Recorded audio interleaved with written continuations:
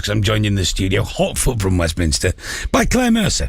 Claire's from Rotherham, and she's been campaigning to have hard shoulders reinstated on all these so-called smart motorways after her husband died in 2019 on a section of the M1 near Sheffield.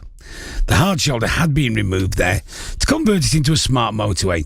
She's literally off the train from seeing... Well, let's let her tell us where she's been and why. Good afternoon. Hello. I went to Westminster today to a Parliamentary Transport Select Committee evidence hearing in which the new Secretary of State for Transport, Sheffield's Louise Haigh, was to give evidence as to what she's going to do for the whole transport department, but obviously as part of that is smart motorways.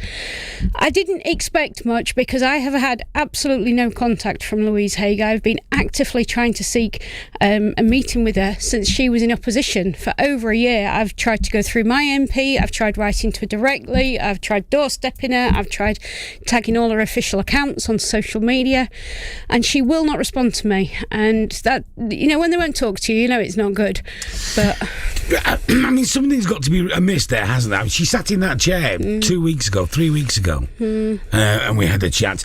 And I do know, I have something here. When she was in opposition, she sent a letter saying, we know that the current smart motorways, coupled with inadequate safety systems, are not fit for purpose and are putting lives at risk.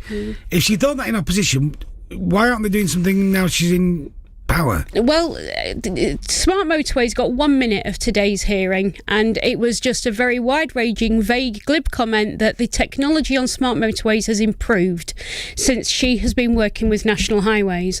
Well, she's only been in power for 6 months, so she's saying that the technology, particularly stopped vehicle detection, which is what the failure resulted in my husband's death, she's saying that's improved in the last 6 months, which is really interesting because I haven't heard that, and neither have the control room operators and highways workers that I speak to.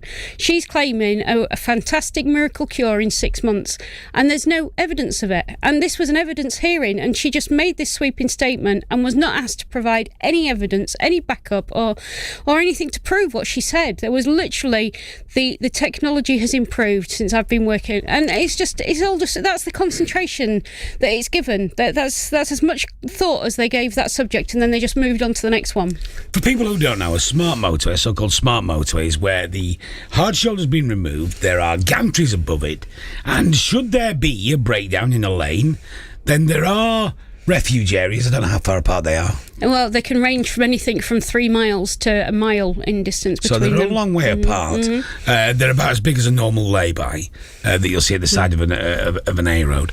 And if a car breaks down, then a Red Cross is supposed to go up at the gantry, and everybody is supposed to be paying attention to that Red Cross, which of course they don't always, and make sure that they don't go in that lane.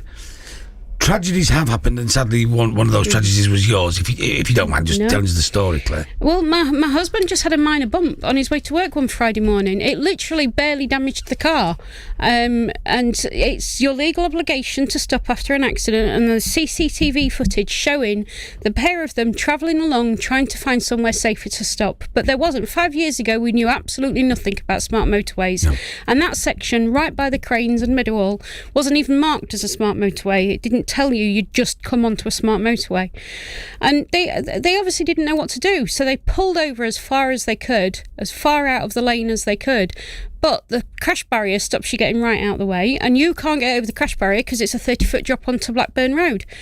And the obvious happened. They got hit by a HGV because they can't manoeuvre like a Ford Fiesta. Physics. We've got roads now that don't allow for physics. And even after they were dead, and there was absolute carnage, as it was described to me, across all 4 lanes of the motorway, even then, none of this technology picked them up, and it was the public ringing in saying, for the love of God, close the motorway. And I know that was 5 years ago, but nothing has improved because they're still trying to cut corners, and all they're measuring is their KPIs, their key performance indicators, and how quickly they can get this done and how under budget they can bring this project in. And I get control room staff and traffic officers contacting me, telling me that they just sat waiting for the next accident to happen. Now, the story is as awful today as it was 5 years ago. I'm so sorry. It don't get any easier to tell, I'm sure. No. And you got the bit between your teeth, it's fair to say, and have been a very, I nearly said aggressive campaigner. I mean, enthusiastic. Passionate is a word Passionate, this is applied to me a lot. You've not left this alone. No. You've got new smart motorways aren't going to be made. No. Because of the work that you've done. And I have to say, by now, I wouldn't have been surprised if they'd started to get rid of them altogether. But they haven't, have they? No, they're absolutely digging in. I mean, especially all this with budget cuts and the new government. You know, they're saying that there's a lot of talk about hard choices and difficult decisions. This would be a welcome budget cut. But for some reason, they are really digging in. And this is the 5th time this has happened. Because of different circumstances, we've had 5 prime ministers in 5 years. And one after the other says, I'm going to get rid of him when I get in. I'm going to get rid of him. And then they get in and then they don't. So why aren't they? Do you know the answer to that? Because there's something we don't know, isn't there? Well, it's going to be money somewhere at the bottom of it, isn't it? Because Right. it's the root of all evil, isn't it? So it's either the revenue that they bring in from the fines and things like that, or it's to do with the multi-billion-pound contracts to the private construction companies.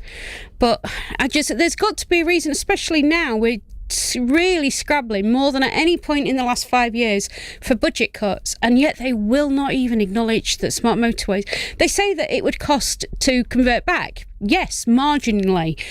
Physical hard signs, they would need changing, but the gantries are digital. It's just a flick of a switch.